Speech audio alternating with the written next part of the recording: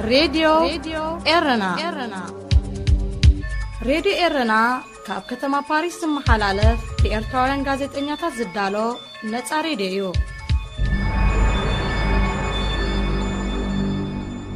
مانيل جرماية سلام أب كل قرنات على متركبو زخبركم سماعتي راديو إيرنا لومي ربع سران ربعتن حملة كل تشحن 10 ناي ساعة زي فنونا يفلم الله مكتالكم بخبرين عدمنا على توزينا كنقدمنا فلما أرستاتو جبسي أب كتر بيت صحفة يونيسيار تقامو بمكيادهم زت أسر إرتروان كتفتح تعويت يغرب حبرة أوروبا زي حقاو مسجار سبات نمكتا من السودان كجبرز وات أنا متحجاز دوابيلو بريزيدنت دوب السودان نسو أبزر كبلو أجات أم تزيكوينو هاجراو مزمور كيزمر أزيزو هذه إذاعة إرنا زين بزرزر جبتي أب كتر بيت صحفة لعلواي كوميشن سدتنياتات حبرات هاجرات يونيسيار تقامو بمكيادهم زت أسر إرتروان كتفتح أبزت فلالي هاجراز إركو إرتروان تساويت يغربو لو أستات حموشة ميت زخونو إرتروان سدتنياتات نتي وكيل لعلواي كوميشن سدتنياتات حبرات هاجرات أب جبتي زفتسمو زي كرعو وسرارحن بالشونان نمقوام بسنبت 21 حملة سلماو سلفي أبزكايدلو أستات 4 كاباتهم ببوليس جبت توسيدهم كساب زوان زي أبيت مأسرتي ركبو بوليس جبتي نتوم إرتروان منبر فقاد بمحداق أكلاوي قونس كم زبسحلوم يقلات منقست جبتي نتوم إرتروان ناب إرترا كيسوقوم تتابغت سباو مسلات كقوايا يلوم كابزة فلالي وقنات تساويت يوحزالو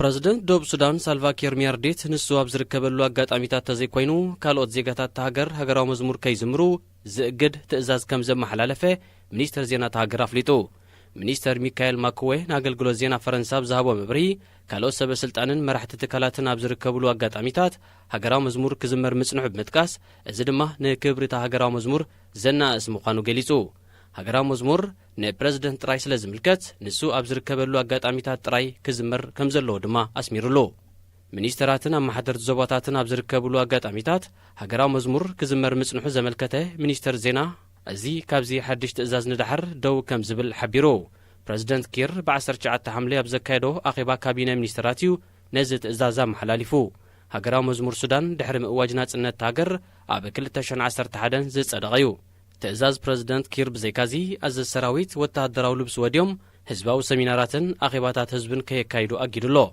نتيبة بريزيدنت سالفا كير تمحلاليفو زلو نا إقادات إزازات زيت أحسو زيقاتات هاجر انتي عينت مقطعتي كم زبيان اللوم زيتو هبه توساقي حبريتا يلن حبرت أوروبا زي حقاو مسقا سدتنياتات نمكوصر أب سودان ككايدو زوات أنس تفلالي بروجكتات دو كم زبلو أفليتو اتحبرت نزو ساني زوسده دحرتي بسلسته سنه أبستخايد السلماو سلفي حالتا سراويت أبلع الهزبي بزكايدو هيوتا مايت زيقاتات تهاجر زغتله فتسامي بزتحازيو اتي بمريحنا الجرمن أب سودان ككايتو وطينوز نبره بروجكتات حبرت أوروبا أب سلطانا نايتي أب مكوصر زي حقاو سدتنياتات زوافر أهدون وتهدراو ناوتن زتقاللي نيرو أفنيا حبرت أوروبا دوتشي فيلي أبزهابو حبريتا دما اتي بروجكتات كاورح مقابيتات حيزو 10 كيلو 5 انحب متكاس أب سلطانا مأكاب حبريتان سليان زنبره مدبات دما كاورح سنة دو كمز بلي أرقاقيتو اتم السودان ككايت توطينو زنبره بروجكتات أكال نايت حبرت أوروبا وحزي سدتنياتات نمكتا نهاجرات أفريقيا سلعو ناي 5 بليون دولار تبقسيو حبرت أوروبا أب مقتا واحد سدتنياتات زتوكوري حاجزات نسودان انتجيرات الله نتياب زوانزي عبلالي وتهدراو تسلوا كم زلو زنقرلو ميليشيا جنجاويد توسخ حيلك هبو يزبل نغفيتاتات كوعز صنيحيو ات ميليشيا اب دارفور بزفصمو جبنات حماق سم زطرين اب دوب سودان ليبيان زكايد وحزي سدتنياتات نمقوصار بزبل نابت زوبا دحري موفار دما بزح جبنات كم زفصمنيو زوقاس زي خبركم سمعتنا زينا بزي تفصيمولو مسترفيت حجتاتنا سناي مكتال راديو إيرنا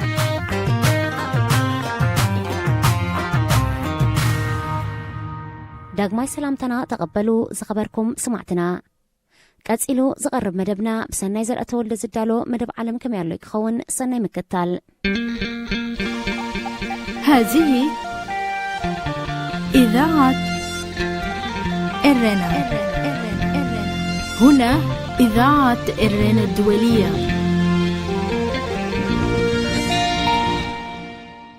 ዘመኑን ቅንያቱን ናይ ኣበን ኢሳያስን ይመስል እዚ ዝሕዝን ትርኢት ብኸመይ ክቕጽል ኣምላኽ ጥራይ ዝፈልጦ እምበር መስጣ ዝበሃል ነገር ስለ ዘሎ እዚ ዝግበር ዘሎ ድራማታት እንታይ ከም ዝወልድ እንፈልጦ ነገር የብልናን ብፍላይ ምስ ሸነኽ ኢሳያስ ዘሎ ተዋስኦ ትርጉም ኣልቦን ንዕኡን ሃገርን ኣይጠቀመን እዩ እቲ ኣውራ ሓሳባት ኣብ ኣውራ ነጥብታት ህይወት ይኹድድ ስለ ዘሎ ናይሎም መደብ ዓለም ከመይ ኣሎ ኣብዚ ደጊሞም ኢሳያስን ኣቤን ኣብ በለስ ምብላዕ ክረምታዊ ማእቶትን ከም ምምራሕ መኪና ዝኣመሰለ ዘይጠቅም ዕዮታት ምጽማዶም ምኽንያት ገይሩ መታን ጉጥያ ክገብር ነቲ ናይ ዓመን ዘሕዝንን ፍጻሜ ክምለሶ ደሊሎ ቃልሲ ህዝቢ ኤርትራ ንመሰል ርእሰ ውሳኒኡ ካብ ናይ ኣርባዕታት ፖለቲካዊ ሸነኹ ኮነ ብረታ ልዒሉ በረኻ ዝወፀ ጎኑን ሓንቲ ከይተረፎ ቁንዕን ፍትሓውን እዩ ነይሩ ድሌት ጥራይ ባህጊ ስለ ዘየስምር ህዝቢ ኤርትራ ዝኸፈሎ ዓብዪ መስዋእቲ ከዓ ሕትኡ ንመንነቱ ብኸምኡ ከም ዘይተረኽበ ዘነፀረ ኣብ ዝኾነ እዋን ዘይቅየር ተሪር ሓቂ እዩ ከምዚ ስለ ዝኾነ ከዓ ኤርትራ ዝያዳ ካልኦት ንነፍሳ ኽቢራ ታሪኻ ኣበሪኻ ክትሕዞ ካብ ወለዶ ናብ ወለዶ ብዝግባእ ከተውርሶ ንገዛእ ክብራን ህላዊኣን ኣመና ወሳኒ እዩ ክሳብ ዚ ንኹሉ ነገራት ሕንፍሽፍሽ ኣትዩ ዘሎ መዕለቢኡ ዘይነፀረ መስርሕ ሰላም ኢትዮ ኤርትራውን ብኸምዚ መንፈስያ ክትከይድ ጸኒሓ እንተኾነ እቲ ንኹሉ ባዕለይ ዝብል ኢሳያስ ኣፈወርቂ ንኸውሒ መሰረት ኤርትራ ኣቃሊዑ ንህርፋናት ስዑራት ኣምሓራ ዳግም ከም ዝድገስ ዝገብር ድሕሪ ሕጂ ህዝቢ ኤርትራን ኢትዮጵያን ክልተ ህዝብታት እዮም ኢሉ ዝሓስብ ሰብ ናበይ ንኸይድ ከም ዘለና ዘይፈልጥ ሰብ እዩ ካብ ዝብል ንነጀው ኣእዛና ዘጽምም ቃላትን ድምፅታትን ካብ ኢትዮጵያ ንሰማዕ ኣሎና ኣብዚ ቀረባ መዓልታት እውን ኩላትና ከም ዝተኸታተልናዮ በቲ ዕላማ ማዕከኑ ዘይፍለጥ ዝተጣፍኡ ሰባት ክልቲኡ ሃገራት ምርኻብ ዝብል ረቂቕ ሓደ ስዑር ጀነራል ደርግ ኤርትራ ናበዲኣ ኢትዮጵያ ከም ዝተተንበናዮ ክትምለስ እያ ንሕና እኳ ሻዕብያ ስዒርናዮም ኢና ክሳብ ናቕፋውን ኣብፂሕናዮም ነርና ክሳብ ምባል ደፊሩ ዝኾነ መንእሰይ ኤርትራ ነዚ ክሱር ድምፅታት ክሰምዕ ከሎ ታሪኹን ልኡላውነት ሃገሩን ንድሕሪት ከም ዘይምለስ ይፈልጥን ክፈልጥ ይግብኦን እዩ ማዕረ ማዕሪኡ ክፈልጦ ዝግባእ ነጥቢ ግን እዚ ታሪኽ እዚ ክማራሳሕ ክድፈር ፈጺሙ ከም ዘይግባእ እዩ ነቶም ንከምዚ ዓይነት ሕስረት ዘቃልዑ ሰባትን ሓይልታትን ከዓ ከኣልን ክቐጽዕን ሓደራን ሓላፍነትን ከም ዘለዎ እዩ እቶም ኣብ ውሽጢ ስርዓት ኢሳያስ ዘለው ኣሕያኽ ክብሉን መሰረት ኤርትራ ከይድፈር ዝደልዩ ሰባትን ወገናትን እውን ልዕሊ ኩሉ ሰብ በዚ ጉዳይ ክሓሙን ዘድሊ ነገር ክገብሩን እዋኑ ይጽውዖም ኣሎ ሰላም ዝኸበርኩም ተኸታተልቲ መደብ ዓለም ከመይ ኣሎ ናይ ሎሚ ትሕዝቶ ዓለም ከመይ ከም ዘሎ ዝርኢ ይኮነን ናይ ሎሚ መደብ እቲ ኣብዚ ዓለም መዳርግቲ ሰብ ኣይተፈጥረንን ክብል ቁርብ ዝተርፎ ብግብሪ ግን ዘይጠቅምን መደናገርን ኢሳያስ ኣፈወርቂ ከመይ ከም ዘሎ ዝርእዮ ሰናይ ዘርአተ ወልደ ኣብቲ ኢሳያስ ዝሓለፈ ቀዳም ዘካየዶ ሽሙ እኳ ቃለ መጠይቕ እንተኾነ ናይ በይኑ ዓንዳር መግለፂኡ ዝሃበሉ ፍጻሜ ኣተኪሩሎ ናብ ኸነብል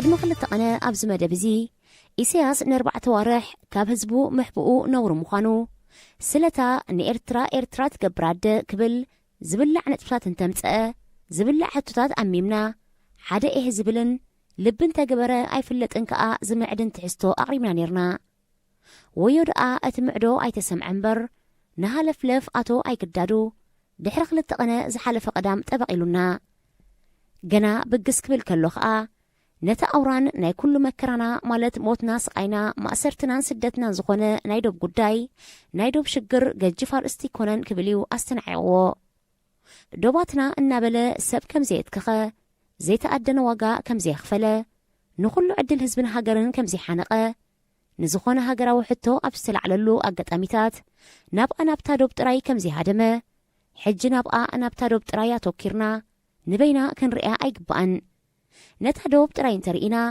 ነቲ ኣውራ ነገር ክንርድኦ ንጽገም ኢና ነቲ ነገር ክንሕዞ ኣይንኽእልና ክብል ሕፍር ከይበለ ተዛሪቦ እወ ንሱ ኣብ ካልእ ንሕና ኣብ ካልእ ከም ዘለና ዘርእዩ ዝሃለፍለፍ እዚ ንዓና ዘገድሰና እቲ ናትና ኢልና ዋጋ ዝኸፈልናሉ ብደምን ሕግን ከዓ ዝረኸብናዮ መሬትናዮ ንዑ ዘገድሶ ኸኣ መታን ንኹሉ ግዜ ኣብ ስልጣን ክጸንሕ ሰብ ኮይኑ ብግዲ ካብዚ ዓለም ክእለ ኸሎ ኸኣ ናቱ ላቒባ ከኸትል በዚኣ መጹኒ በዚኣ ተጻብኡን ዝብል ሓሳዊ ምኽኒት እዩ። ስለዚ ኸኣ ኣብ መሬት ኣይትገደሱ ኣብ ተጻብኦ ኣስተውዕሉ እንተበለ ኣየገርምን። እቲ ተጻብኦ መሬትና ከይንረክብ ዝዓግተና ነገር ገይሩ ዓንገረር ክብል ከም ዘይከረመ ሎሚ መሬትኩም እንኩም ውሰዱ ኣብ ንበሃለሉ ዘለና እዋን ኣብ ክንዲ መሬትና ንእክብ ኣብ ናይ ዓመል እቕሶ ኢሳያስ ክንበሊ ኢሳያስ ይምዕደና ኣሎ ጋዶ ዘብል ዘረባዩ። ካልእ ዝገርም ነገር ነዚ ሓንሳብ መድረኽ ሓንሳብ መዋእል ዝብል ስም እናቐያየረ ዝጽውዖ ዘሎ እዋን ንዳሕራዩ ፋሕ ንኸብሎ መታን ኣብታ ናይ ዶብ ተፈልያ ክትተሓዘሉ ሓድሽ ክስተት ኣይኮነን ኢሉ ገሊጽዎ። ሓድሽ ክስተት ኣይኮነን ዝብል ሓረግ ኣብታ ናይ ዶብ ጉዳይ ምስ ኣገልገለቶ ግን ደሓን ዓሊሉ ብምፍናው ኣብ ዝተረፈ ሃለውለዉ እዚ ሓድሽ ክስተት ስለ ዝኾነዩ እዚ ክንገብር ኣሎና እናበለዩ ሓሊፍዎ እሞ ኸደኣ ኢሳያስ ወላ እኳ ኣብ ምድንጋር ከም በሊሕ ዝውሰድ ሰብ እኳ እንተኾነ ኣብዚኣስ ካብ ኣደናጋሪ ናብ ደንቆሮ ሰብ እዩ ዝዛዞ። ኣብ ውሽጢ ሓደ ቃለ መጠይቕ ኣብ ሓንቲ ፍጻሜ ሓንቲ መስመር ዘረባ ብኽልተ ልሳን ከሸንብባስ ወይ ድንቁርናያ ወይታ ምስሓት ኣእምሮ ኣጸቢቓ ትቀላጠፋላ ጥራይኻ ክትብል ትኽእል። ኢሳያስ እዚ ሓላፍነታዊ ሰብ ምዃኑ ብዙሕ ዝርዝር መብሪታት ዘድልዮ ነገር ኣይኮነን። ኣብዛ ናይ ትማል ቀዳም ቃለ መጠይቕ ካብ ዝተዘራረበን መርዛማት መልእኽታት ሓንቲ ብረቂቕ መንገዲ ኩናት ኣዊጁ ምህላው እዩ። ሰላም መጺሎ ባይታ ክነንጽፍ ኣሎና ነቲ ዕድል ብግቡእ ክንሰርሓሉ የድሊ ዝበለት መልሓሱ ሕነኽ ከይበለት ሎሚ እውን ብዘይስንኻ ሕፃ ቁርጥም ህላወ ወያነ ካብ ዓቕሙ ንላዕሊ ተመጢጡ ሳላ ጽዑቕ ክንክን እምበር እታ ኣብ ኢድ ወያነ ዝነበረት ኢትዮጵያ ኣብ ቂሓያ ነይራ። ዝኾነ ኮይኑ ግን ሕጂ እውን ምስ ሓድሽ መንግስቲ ንቕድሚት ክንከይድ ወይ ከነድምዕ እንተ ኾይና እቶም ተረፍ መረፍ ክጸሪለዎም ንዓእቶም ከይኣለኻ እዚ ዝሕሰብ ዘሎ መንገዲ ክቐንዕ ኣይክእልኒ ብምባል ኣዝዩ ሓደገኛ ዘይሓላፍነታዊ ዳግም ኣብ ደግሲ ኩናት ክኣልኽ ዝኽእል መርዛም ቃላት ኣፍሲሱ። ኣብዚ ዝስሕቶ ዘሎ ነገር ህዝቢ ሎሚ ትረፍ ኣብ ጎኒ ኢሳያስ ኮይኑ ደቁ ድራርጢት ክኾኑ ክህብ ሙሉእ ብምሉእ ዓኽጡፍ ኢልዎ ምህላው ዘይምግንዛብ እዩ። ሎሚ እዚ ኣብ ህውከት ጥራይ ክነብር ዝኽእል ኢሳያስ ኣብ ኢትዮጵያ ዘሎ ዘይርግኡ ኩነታት ከም ሓደ ምቹው ዕድል ክጥቀመሉ ጥዒምዎ ምህላው ኣዝዩ ዘሕዝን እዩ። ስለዚ ኸኣ ወያነ ክጠፍእ ኣለዎ። ክጠፍእ እንተኾይኑ እውን እቲ መጺእ ዘሎ ሓድሽ መንግስትን ኣነን ሓደ መረዳእታ ክህልወና ይግባእ እናበለ ኣዝዩ ኣሻቓሊ ከም ገለ እንተተሸርጢጡ እውን ክጠፍእ ዘይክእል መጋርያ የንበድብድ ኣሎ። እዚ ዓይነቱ ፖለቲካዊ ባህሪ ኸኣ መደናገሪ ዝብል ንዕኡ ዝውሃብ ቅጽል ሓረግ ዘወስኽ እዩ። ብዘይ ጥርጥር ቀንዲ ጠንቂ መከራ ኤርትራ ጥራይ ዘይኮነ ኣብ ቀርኒ ኣፍሪቃ ዝበቖለ መሰክሕ ዳንዴር እንተሎ ኢሳያስ ጥራዩ።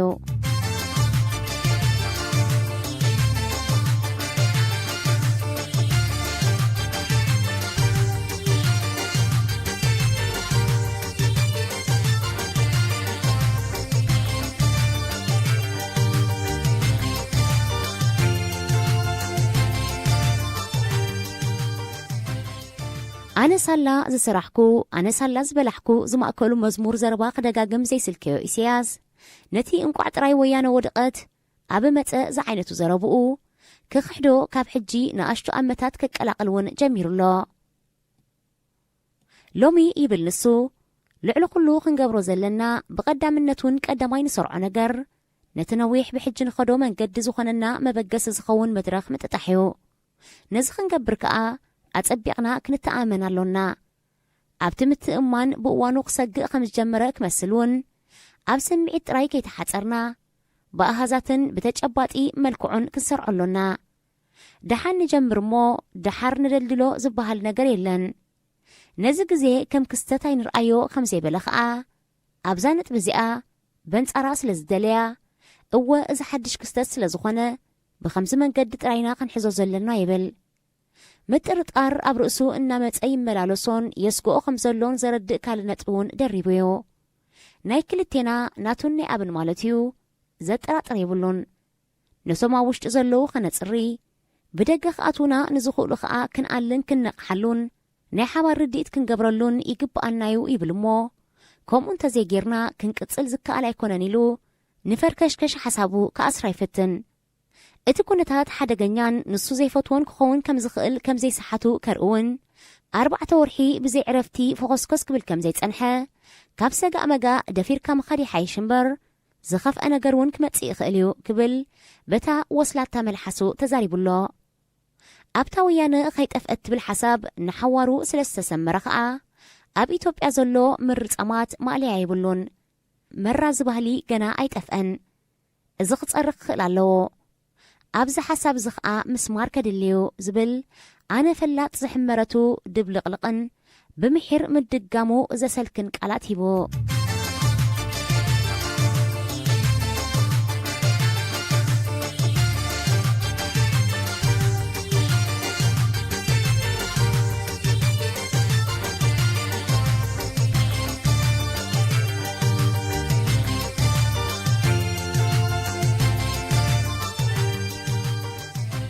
ኣብ ኤርትራ ሕሙም ፖለቲካ ኣሎ ዓመታት ዝበልዐ ብዘይልክዕ ዝዓበደ ፖለቲካ ህዝቢ ኤርትራ መስርዕ ይፈልጥ እዩ ስለዚ ኸኣዩ ፈለማ ናብ ቃልሲ ወፊሩ ስለምንታይ ተቓሊሱ ጥራይ መንነቱ ከም ዘረጋግጽ ስለ ዝተገንዘበ ቃልሲ ክዕወት እንታይ ከም ዘድልዮ ስለ ዝፈልጥ ከኣ መዕገቲ ዘይብሉ ውፉይ መስዋእቲ ከፊሉ ድሕሪ ቃልስን መስዋእትን እንታይ ይመጽእ ትርጉምን ረህዋን ኣብዚአን እምበኣርዩ ብሓደ ክብረት ሃገርን ህዝብን ዘይዓጦ ጥዑይ መሲሉ ይሰርሕ ከም ዘሎ ኸርኢ ህርድግ ዝብል ግን ከኣ ፍሹል ኣሰራርሓ ተሓኒቑ ዘሎ ግድን ትኺለን ሰለሊለን ናብ ራህዋ ክሰግሬ ኢሉ ድዩ ህዝቢ ኤርትራ ኣይበለን ራህዋ እውን ዳግማይ መስዋእቲ የድልዮዩ ምስ ተባህሎ ብትግሃት ሰሪሑን ተሰዊኡን ዘሕዝን ኮይኑ ግን ዕረፍቲ ኣይተረኽበን ኣይቀሰነን ፈጺሙ ኣይረሃዎን ቅሳነት ሲትረፍ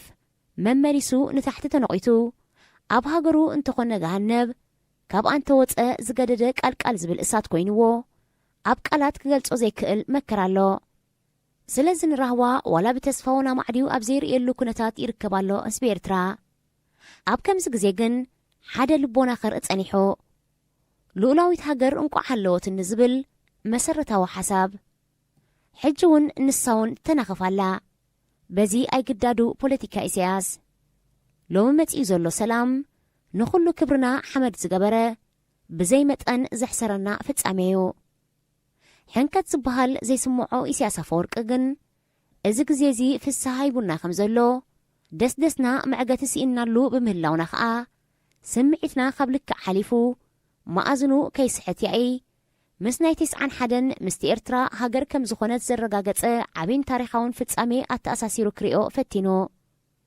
እዚ ሰብ እዚ ብዕብዳንን ንዕቀትን ኣበይ በፂሑ ከም ዘሎ ዘርአየ ኣዝዩ ደፋር ዘረባ ኸኣ እዩ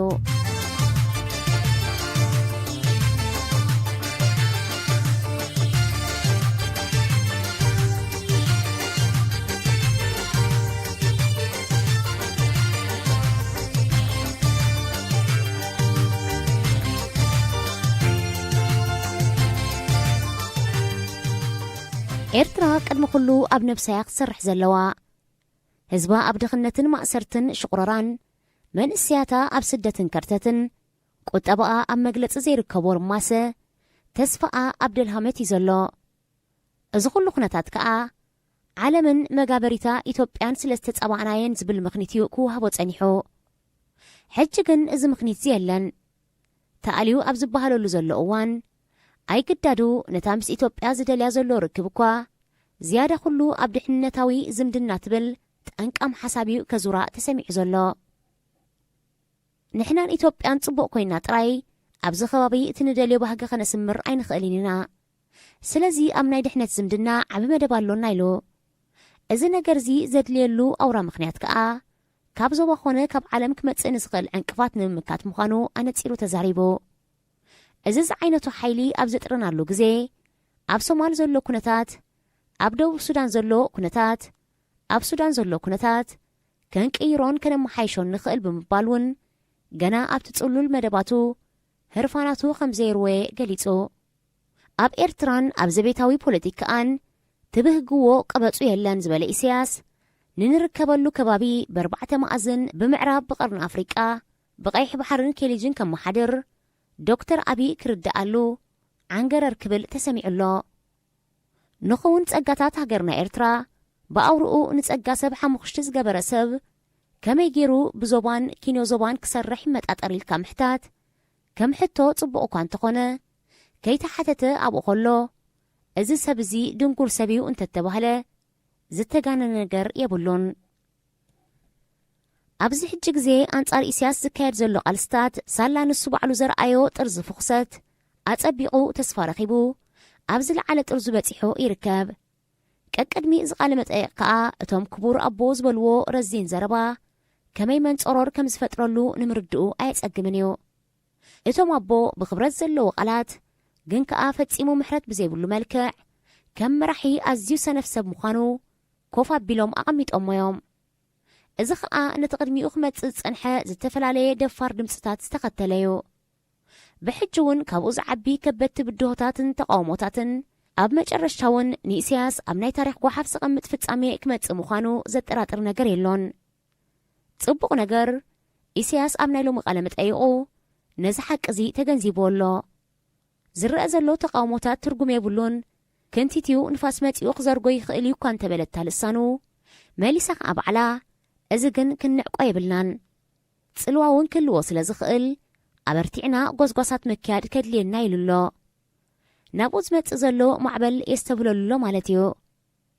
እሞ ክቕየር ይኽእል ዶ? ኣይክእለን። በቲ ማዕበል ደኣ ተለሚጹ ክጠፍእ እምበር ነዛ ኣንጻሩ ትኸይድ ዘላ ማዕበል ጥራይ ነብራት ዓያ። ኣብ መእተዊ ከም ዘብርሃናዮ ናይ ሎሚ ትሕዝቶ ዓለም ከመይ ኣሎ ዘይኮነ ኢሳያስ ከመይ ኣሎ ኣብ ዝብል እዩ ኣተኪሩ ነይሩ። ኣብዚ ከዓ ተወዲኡሎ።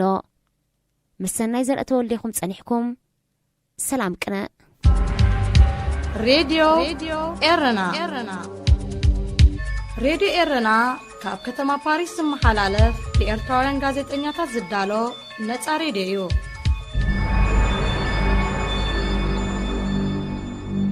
እዚ ትከታተልዎ ዘለኹም ካብ ከተማ ፓሪስ ብቐጥታ ዝፍኖ ድምፂ ሬድዮ ኤረና እዩ። ናብቲ ሰሙናዊ ዝዳሎ መደብ ጠጥዕሙ ቀድሚ ምስጋርና ንምዝኻሩ ቀንዲ ነጥባት ዜና ከስማዕኩም። ግብፂ ኣብ ቀጽሪ ቤት ጽሕፈት ላዕለዋይ ኮሚሽን ስደተኛታት ሕቡራት ሃገራት ዩኤንኤችሲአር ተቃውሞ ብምክያዶም ዝተኣስሩ ኤርትራውያን ክትፈትሕ ኣብ ዝተፈላለዩ ሃገራት ዝርከቡ ኤርትራውያን ጸውዒት የቕርቡለዉ። ኣስታት 500 ዝኾኑ ኤርትራውያን ስደተኛታት ነቲ ወኪል ላዕለዋይ ኮሚሽን ስደተኛታት ሕቡራት ሃገራት ኣብ ግብፂ ዝፍጽሞ ዘይቅርዑ ኣሰራርሓን ብልሽውናን ንምቋም ብሰንበት 21 ሐምሌ ሰላማዊ ሰልፊ ኣብ ዘካየድሉ ኣስታት 40 ካብኣቶም ብፖሊስ ተወሲዶም ክሳብ ዝእዋን እዚ ኣብ ቤት ማእሰርቲ ይርከቡ። ሕብረት ኤውሮጳ ዘይሕጋዊ ምስጋር ስደተኛታት ንምቁፅጻር ኣብ ሱዳን ከካይዶ ዝወጠነ ዝተፈላለየ ፕሮጀክታት ደው ከም ዘበሎ ኣፍሊጡ። እቲ ሕብረት ነዚ ውሳኔ ዝወሰደ ድሕርቲ ብ3 ሰነ ኣብ ዝተኻየደ ሰላማዊ ሰልፊ ሓይልታት ሰራዊት ኣብ ልዕሊ ህዝቢ ብዘካየድዎ ህይወታማይ ዜጋታት ሃገር ዝቐተለ ፍጻሜ ብዝተሓሓዝ እዩ። ፕረዚደንት ደቡብ ሱዳን ሳልቫኪር ሚያርዲት ንሱ ኣብ ዝርከበሉ ኣጋጣሚታት ተዘይኮይኑ ካልኦት ዜጋታት ሃገር ሃገራዊ መዝሙር ከይዝምሩ ዝእግድ ትእዛዝ ከም ዘመሓላለፈ ሚኒስተር ዜናት ሃገር ኣፍሊጡ። ሚኒስተር ሚካኤል ማካዌ ንኣገልግሎት ዜና ፈረንሳ ዝሃቦ መብሪ ካልኦት ሰበስልጣናትን መራሕቲ ትካላትን ኣብ ዝርከብሉ ኣጋጣሚታት ሃገራዊ መዝሙር ክዝመር ምጽንሑ ብምጥቃስ እዚ ድማ ንክብሪ እቲ ሃገራዊ መዝሙር ዘናእስ ምዃኑ ገሊጹ። ሃገራዊ መዝሙር ንፕረዚደንት ጥራይ ስለ ዝምልከት ንሱ ኣብ ዝርከበሉ ኣጋጣሚታት ጥራይ ክዝመር ከም ዘለዎ ድማ ኣስሚሩሉ። እዚ ድምፂ ሬድዮ ኤረና እዩ። ተጥዕሙ ምስ ሬድዮ ኤረና ኣብዚ መደብ እዚ ንማሕበራዊ ህይወት ዘንጸባርቑ ጽሑፋት፣ ግጥምታት፣ ድርሰታትን ዋዛታትን ዝቐርቡ ኮይኖም ኣብ ህይወት ንዘጋጥሙ ጸገማትን ኣፈታትሖምን ኣመለኻኽታና መዓልታዊ ህይወትና ተዘክሮታት ንእስነትን ካልእ ንኣጠማምታና ውልቃዊ ህይወትና እናንጸባረቐ ዘዘናግዕን ምኽርታት ዝልግስን መደብ እዩ። ተጥዕሙ ምስ ሬድዮ ኤረና ዝኸበረን ዝዓዘዘን ሰላምታና ተቐበሉ ፍትዋት ተኸተልቲ መደብና ከመይ ቀኒኹም? እዚ ተወትር ረቡዕ ዝቐርበልኩም መደብኩም መደብ ጠጥዑም እዩ። ንሎሚ እውን ከምቲ ልሙድ ንዓኹም መዘናግዕን ምህርን ዝበንላይ ትሕዝቶ ዳሊና ኣብ መደብ ሰዓትና ተረኺብና ኣለና። ክሳብ ፍጻሜ መደብና ምሳና ሓቢርኩም ብኽብሪ ክጸንሑ ዝዕድመኩም ኣዳላውን ኣቕራብን መደብ ተስፊት ዮሃንስ እየ። ሰናይ ምክትታል። ሬድዮ ኤረና ሬድዮ ኤረና ካብ ከተማ ፓሪስ ዝመሓላለፍ ብኤርትራውያን ጋዜጠኛታት ዝዳሎ ነፃ ሬድዮ እዩ።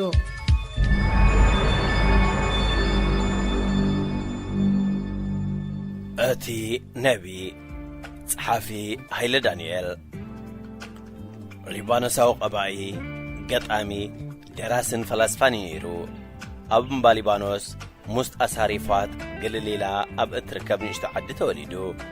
ወዲ 12 ዓመት ምስ ኮነ ኣዲኡ ናብ ሕቡራት መንግስታት ኣሜሪካ ሒዛቶ ተሰደደት።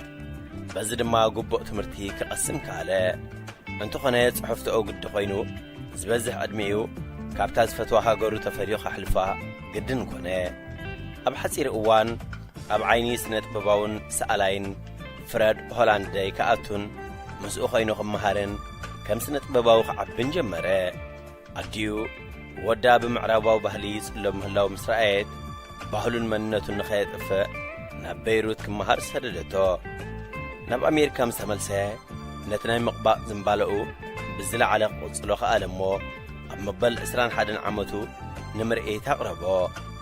ኣብ ሰዓብ ዓመታት መጀመርያ ብዓረበኛ ቀጺሉ ድማ ብእንግሊዘኛ ክጽሕፍ ጀመረ። ኣብ ጽሑፋቱ ነቶም ዝዓበየሎም ክልተ ባህልታት ምዕራባውን ማእከላይ ምብራቕን በሞትሕንፋጽ ዘይሃስስ ስቡብነት ንኸጥሪ ካብ ዝገበርዎ ነጥብታት እዮም። ወላው እኳ ልዕሊ 700 ስእልታትን ተቐብአ ካብ ብቕብኣ ዝያዳ ብድርሰታቱ እዩ ዝፍለጥ። ንሱ ዝበዝሕ ካብ ህይወቱ ኣብ ኣሜሪካ እኳ እንተሕልፎ ዜግነቱ ናብ ኣሜሪካዊ ዘይምቕያሩ ምስ ሃገሩ ሊባኖስ ክሳብ ክንዲ ምንታይ ቅርበት ከም ዝነበረ ዘርኢ እዩ። ኣብ ሰሜናዊ ሊባኖስ ዝርከብ እምባ ሊባኖስ ሙታሳሪፋት ጥቓሩባ ከዲሻ ዝተደኰነት ጥንታዊት ከተማ ቢሻሪ ጅብራን ኸሊል ጅብራን ብዝብል ስም ኣብ 6 ጥሪ 1883 ካብ ክርስቲያን ዝኾኑ ስድራ ቤት ተወሊዱ። ኣብቲ እዋንቲ ሊባኖስ ሓውሲ ርእሰ ምምሕዳራዊ ስርዓት ዝነበራ ክፋል ናይ ግዝኣት ኦቶማን ማለት ዑስማናዊ ግዝኣት እያ ነይራ። ኣቦ ኸሊል ጅብራን ሰዓድ ዩስፍ ጅብራን ኣብ ናይ ሓወቦኡ መሸጢ መድሃኒት ከም ሸያጢ ኾይኑ ይሰርሕ ነይሩ። ነዊሕ ከይገበረ ግን ብሰንኪ እቲ ዝነበሮ ወልፊ ቁማር ኣብ ክወፅኦ ዘይክእል ዕዳ ብምእታው ካብ ስራሕ ተሰጊጉ። ብድሕሪዚ ብዝነበሮ ሓርፋፍ ጠባይ ብኣመሓዳሪ ራጅበይ ከም ሓያል ሰብኣይ ናይ ተዓዲ ኾይኑ ተመዘዘ። ኣደ ጅብራን ካሚላኒ ጅብራን ራህሙን ቀድሚና ኣቦኡ ምርዓዋ 2 ጊዜ ንቡር ፈቲና ነይራ። ካብ ቀዳማይ ሰብኣያ ድማ ካብ ኸሊል ብ6 ዓመት ዝዓቢ ቡጥሮስ ማለት ጴጥሮስ ወይ ፔተር ዝስሙ ሓደ ቖልዓ ወሊዳ ነበረት። ብዘይካ ምዕባይ ሓዉ ጴጥሮስ ኸሊል ማርያናን ሱልጣናን ዝበሃላ 2 ምንኣሳሓት ነበረኦ። ኸሊል ኣብ ቢሻሪ ኣብ ዝነበረሉ እዋን ስሩዕ ናይ ትምህርቲ ዕድል ኣይረኸበን። እንተኾነ ናብ ገዝኦም ብዝበጽሕዎም ዝነበሩ ዋቕሽሽቲ መጽሓፍ ቅዱስን ዓረብን ከንበብ ክኢሉ እዩ። ኣብ 1891 ኣቦ ኸሊል ነቲ ዝተዋህቦ ስራሕ ብዘይሕጋዊ መንገዲ ብምምዝማዙ ክእሰርን ዝነበሮም ንብረት ብመንግስቲ ክህገርን ተወሰነ። እዚ ድማ ነታ ስድራ ቤት ካብ ሰብ ክንጸሉን ምስ እንዳ ቤተሰብ ተጸጊዖም ንቕመጡን ኣገደዶም።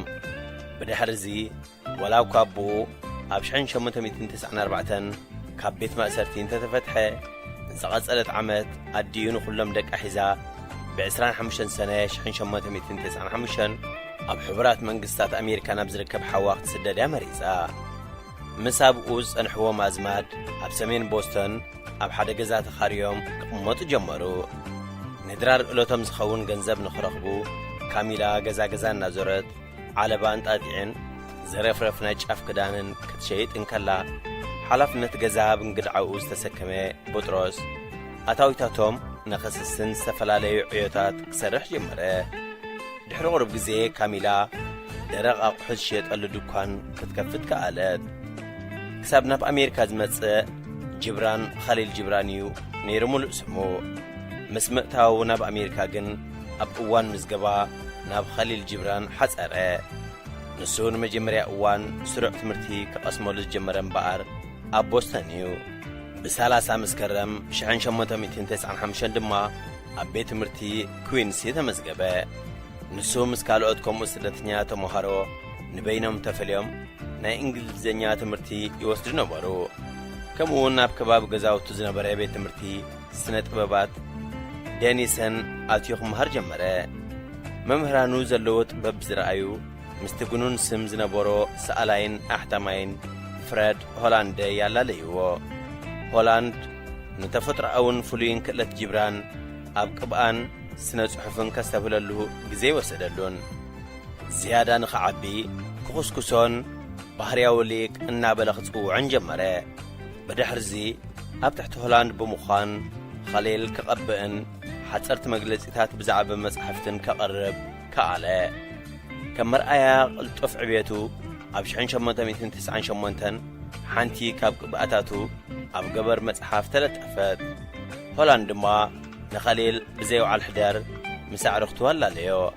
ብምዕራባዊ ባህሊ ክጽሎ ዝረኣዩ ኣዲኡን ዓብ ሓውን ኸሊል ብዛዕባ ባህሉን ውረሻኡን ንኽፈልጥን ክመሃርን ናብ ሊባኖስ ክሰድዎ ወሲኖም። በዚ መሰረት ኣብ 1898 ናብ በይሩት ኣተወ። ኣብኡ ናብ መድረሰት ኣልሂክማ ዝተባህለ ወሃቢ ላዕለዋይ ትምህርቲ ንኽኣቱ ፍቓድ ረኸበ። ትምህርቱ ድሕሪ ምዝዛሙ ኣብ 10 ግንቦት 1902 ናብ ቦስቶን ተመልሰ። ስድራኡ ግን ከም ዝገደፎም ኣይጸንሕዎን። ሱልጣና ሓፍቱ ብሰንኪ ሕማም ቲቪ ሞይታ ጸንሓቶ። ብጥሮስ ሓዉ ብሕማም ቲቪ ኣዲኡ ድማ ብካንሰር ኣብታ ዝቐጸለት ዓመት ሞቱ። ምሳ ሰፋይት ክዳን ኮይና ጸንሓቶ ማርያና ሓፍቱ ድማ ጅብራን ስነ ጥበባዊ ዕዮኡ ኸሰላስል ጀመረ። ኣብ 3 ግንቦት 1904 ኣብ ስቱድዮ ናይ ሆላንደይ ንመጀመርያ እዋን ቅብኣታቱ ምስ ህዝቢ ኣላለየ። ኣብ ትምርኢት ድማ ምስ ሜሪ ኤልሳቤጥ ሃስከል ተላለየ። ኣብቲ ግዜቲ ሜሪ ሚስ ሃስከል ስኩል ፎር ጋርልስ እተባህለ ቤት ትምህርቲ ኸፊታ ትሰርሐን ክእለት ንዘለዎም ሰባት ንኽላለዩን ንኽዓብዩን እውን ብምሕጋዝ ፍልጥያ ነይራ። ሜሪ ንብሩህ መጻኢ መንእሰይ ኸሊልካ ተሰብህል ግዜ ወሰደላን። ቁጠባዊ ሓገዝ ጥራይ ዘይኮነ ቋንቋ እንግሊዝ ክትምህሮን ጽልዋኣ ተጠቒማ ድማ ብሞያኡ ንኽዓበን ዓብ ሓገዝ ገበረትሉ። ወላ እኳ ሜሪ ካብ ከሊል ብ10 ዓመት ትዕበ ካብ 9 ግዜ ጀመረ ምሕዝነቶም ግን ሳብ ብሞት ዝፍለ ዝቐጸለይ ነይሩ። ኣብ ሓጋይ ናይቲ ዓመት ግን ስቱድዮ ሆላንደይ ብምቅጻሉ ንስራሓት ኸሊል ሒዙ ናብ ሓሙሽቲ ተቐየረ። ብድሕሪ ኸሊል ናብ ኣልሙጃሃር እቲ ስደተኛ ዝብል ስም ዝነበራ ናይ ዓረብ ጋዜጣ ነፍሲ ወከፍ ዓንቀጽ $2 እናተኸፍለ ክጽሕፍ ጀመረ። እታ ቀዳመይቲ ዘውፅኣ ዓንቀጽ ድማ ራእይ እትብል ነበረት። ኣብ 1905 ነብታህ ፊ ፋን ኣልሙዚቃ እትብል ቀዳመይቲ መጽሓፉ ኣሕተመ። ብሃየስቲ ድማ ስምዒታዊት ግን ብስለት ዝጐደላ ጸሓፍቲ ብምባል ተዘለፈት። ኣብ 1906 ካልአይቲ መጽሓፉ ኣሕተመ።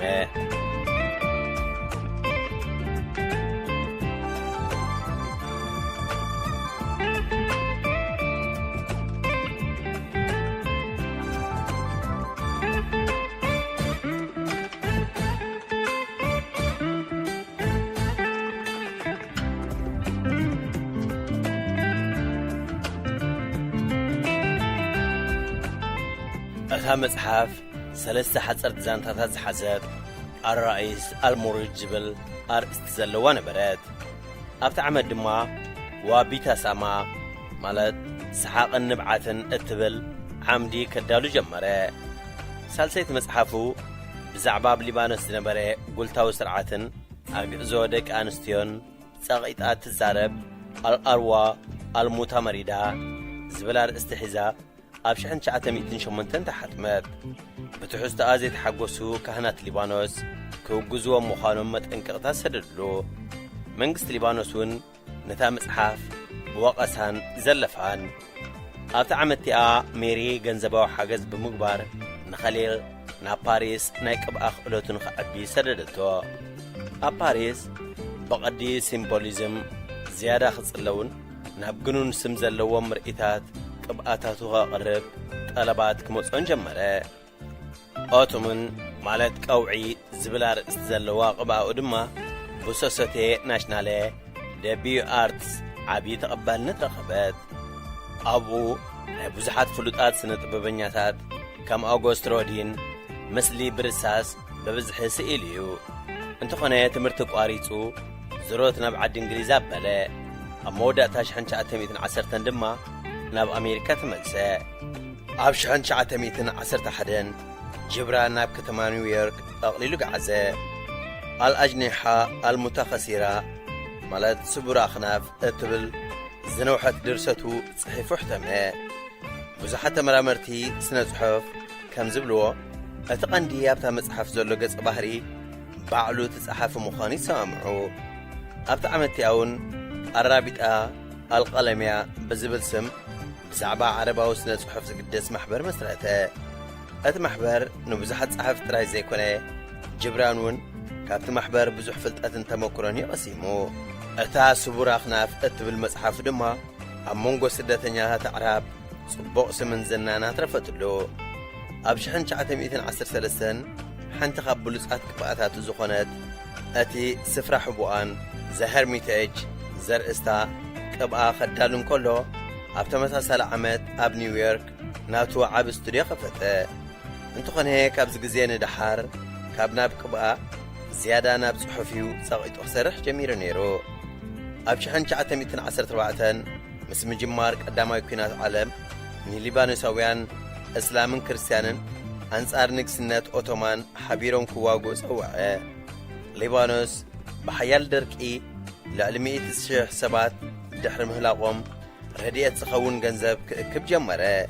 ህቡብነት ጅብራን እናዓበየ ዝኸይድ ነይሩ። ኣብ 1916 ናብ ኮሚቴ ስነ ጽሑፍ ዘለቨን ኣርትስ ማጋዚን ቀዳማይ ኣባል ዝኾነ ስደተኛ ብምዃን ታሪኽ ሰርሐ። ኣብ 1918 ቀዳመይቲ መጽሓፉ ብቋንቋ እንግሊዝ ኣብታ ዝቐጸለት ዓመት ድማ 20 ካብ ቅብኣታቱ ብመልክዕ መጽሓፍ ክሕተም ከኣለ። ብድሕሪ ዝኸሊል ሙሉእ ኣድህብኡ ናብ ስነ ጽሑፍ ክገብር ተራእዩ። ኣልማዋቒብ 1919 ኣልኣዋሲፍ 1920 ኣልባዳይ ወኣልጣራይፍ 1923 ከለማት ጅብራን 1927 ዝብላ ብዓረብ ከዳሉ እንከሎ ዘማድማን ሂስ ብራምለስ ኤንድ ፓምስ 1918 ፎረነር ሂስ ፓራብለስ ኤንድ ፓምስ 1920 ዘ ፕሮፌት 1923 ሳንድ ኤንድ ፎም 1926 ኪንግደም ኦፍ ኢማጂኔሽን 1927 ጂዘስ ዘ ሰን ኦፍ ማን 1928 ዘ ኦር ዘ ጎድስ 1931 ዝብላ መጻሕፍቲ ብህይወት እንከሎ ዘሕተመንየን። ዝተረፈ ናብ ሕትመት ዝበቕዐ ድርሰታቱ ግን ድሕሪ ሞቱ እተሓትመየን።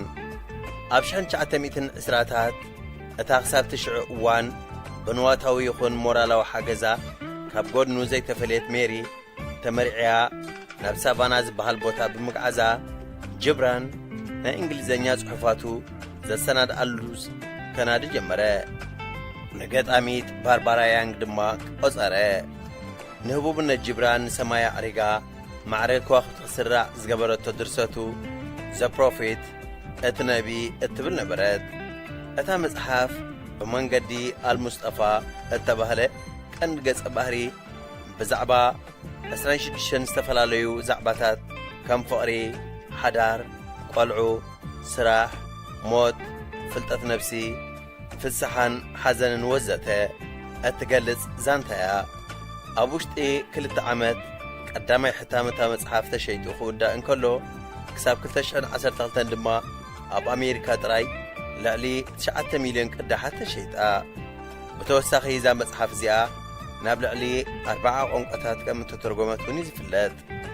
ኸሊል ኣብ 1910 ካብ ናይ ፓሪስ መገሻኡ ናብ ኣሜሪካ ምስ ተመልሰ ንሜሪ ሃይከል ናይ መርዓ ሕቶ እኳ እንተቕረበላ ንሳ ግን ንዘለዎም ናይ ዕድመ ጋግ ከቀራርቦም ከም ዘይክእል ብምንጋርያ ንሕቶኡ ኣሉታዊ መልሲ ዝሃበትሉ። ንዝተረፈ ዕድሚኡ ድማ እስካብ ብሉ ኾይኑ ኣሕለፎ። እንተኾነ ክሳብ ኸሊል ብሞት ካብ ዝዓለም ዝፍለ ኣዝዮም ዝፋቱ መሓዙት ምንባሮም ዝጸሓፎ ዝነበሩ ደብዳቤታት ከም መርትዖ ተሰኒዱ ይርከብ ወላ እኳ ዝበዝሕ ካብ ዕድሚኡ ኣብ ኣሜሪካ እንተሕለፎ ነታ ሓመድ ኣቑሒሙ ዝዓበየላ ሊባኖስ ሃገሩ ግን ረሲዕዋ ኣይፈልጥን ከም መርኣያ እምነቱ ዜግነት ናይ ኣሜሪካ ከይሓዘ ብ10 ሚያዝያ 1931 ኣብ መበል 48 ዕድሚኡ ብሕማም ቲብን ሲሮሆሲስ ዝበሃል ናይ ጸሊም ከብዲ ሕማምን ካብዚ ዓለም ብሞት ተፈልየ ዘ ኒውዮርክ ሳን እተባህለት ጋዜጣ ኣብ ዓምድታታ እቲ ነቢ ሞይቱ በዝብል ኣርእስቲ መርድእ ናይቲ ደራሲ ክተውፅእ እንከላ ተቐመጦ ከተማ ኒውዮርክ ድማ ንኽልተ መዓልቲ ናይ ብኾፍ ምሕዳር ሓዘን ኣካየዱ ምስ ሞተ ኣብታ እተወልደላ ሃገሩ ክቕበር ይደሊ ብምንባሩ ኣብ 1932 ሜሪን ማርያና ሓፍቱን ናብ ሊባኖስ ብምኻድ ማር ሳርኪስ እተባህለ ገዳም ብምግዛእ ኣብኡ ቀበረኦ እቲ ገዳም ካብ ሽዑዋት ሒዙ ክሳብ ሎሚ ቤተ መዘክር ጂብራን ዝብል ስም ሒዙ ይርከብ ኣብ 1971 ሚኒስትሪ ፖስታን ቴሌኮሙኒኬሽንን ንኽብሪ ኸሊል ቴምፕር ኣሕተመ ብዘይካዚ ብስሙ ዝጽውዑ ጎደናታትን መናፈሻን እውን ኣብ ኣሜሪካን ሊባኖስን ንረክብ ቤተ መዘክር ጂብራን ኣብ ተወሊዱ ዝዓበየላ ከተማ ቢሻሪ መናፈሻ ጂብራን ኸሊል ጂብራን ኣብ ከተማ በይሩት መናፈሻ ዘኽሪ ኸሊል ጂብራን ኣብ ዋሽንግተን ዲስን መዘከርታት ጂብራን ኣብ ብልቃ ኣብ እምኒ እተወረቐ ጽሑፍ ኣብ ከተማ ቦስተንን ይርከቡ ጸሓፊ ሃይለ ዳንኤል ሬድዮ ኤረና ሬድዮ ኤረና ካብ ከተማ ፓሪስ ዝመሓላለፍ ብኤርትራውያን ጋዜጠኛታት ዝዳሎ ነጻ ሬድዮ እዩ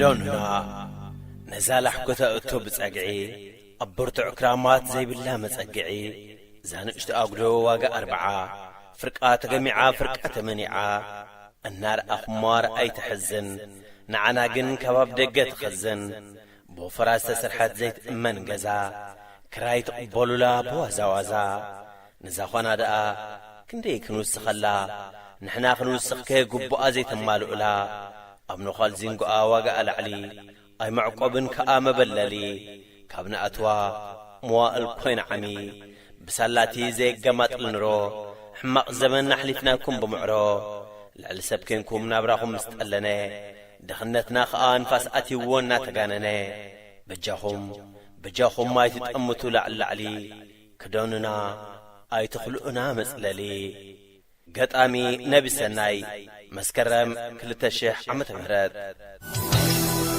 ሬድዮ ኤረና ናጻ ድምፂ ኤርትራውያን ኣይ ተስተማሰል ንናብራን ሓዳር ንቡር ንምግባር ነታ ዝተመነኸያ ክትኮነካ ኣካል ምስ ተረዳዳእኩም ብሓባር ንምንባር ቃል ተኣታቲኹም ብኪዳን ንምእሳር ኣይደንጎኻን ንክልቴኹም ክጥዕም እፎይልካ ወሊድካ ክትስዕም ንልብኻ ጾር ፍቕሪ እናኸበዶ ተሰዲድካ ጸላኤኻ ይሰደዶ ሽዑ ክኾነልካ ካብ ትዕጹው ቀጽሪ ምሰስገርካያ سكر بحري እናተመነኻ ምስኣነ ክትበሊ እንተስ ዘይነበራ ፍቕሪ እንተስ ስለ ረብሓና ብረኣኽተም መዓራሪ እዝጎናኣ እታ ቀንዴል ትብላ ናይ ልብኻ ንግስቲ ጠንጢናትካ ኸይዳ ይሰሙና ይሳልስቲ ህይወት ዕርዕር ኢሉካ እንህኻ እኳ ድሮ ከሰል ተኸዲንካ ዕድልካ ምስኣ ከም ዝሃደመ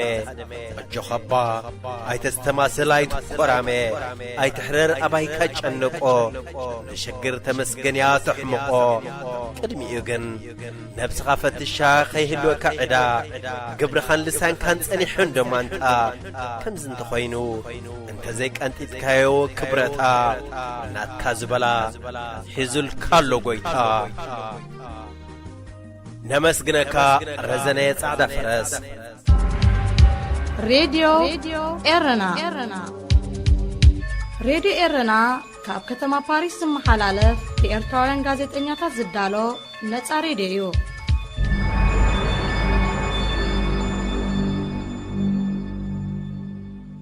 ፍትዋ ተኸታተልቲ መደብና ብዘቕርምናልኩም ትሕዝቶ ዓጊብኩም ተዛኒኹም ክትኮኑ ተስፋ እናገበርና ናይ ሎም ትሕዝቶና ኣብዛዚምና ኣለና።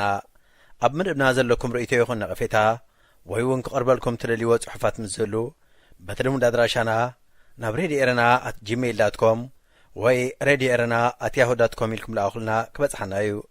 ብተወሳኺ እውን ኣብ ፌስቡክ ተስፊት ዮሃንስ ብምባል ኣብ ናይ መልእኽቲ ሳጹን ክትገድፍለይ ከም ትኽእሉ ከዘኻኽረኩም ደሊ። ብዝተረፈ ብዝመጽእ ረቡዕ ኣብ ተመሳሳሊ ሰዓትን ብዝተፈለየ ትሕዝቶን ክሳብ ንራኸብ ጠጥዕሞ